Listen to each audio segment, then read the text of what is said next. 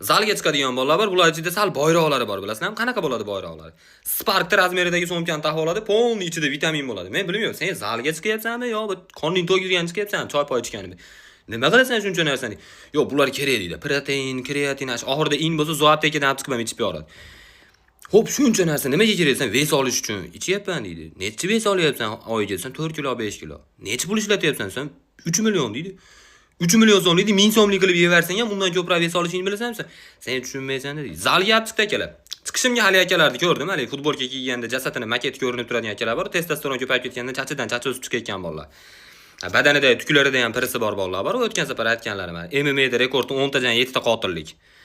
Endi akani oldiga borib jichi cho'chib gapirasiz aka. Assalomu alaykum. Avvalambor mavjudligim uchun uzr.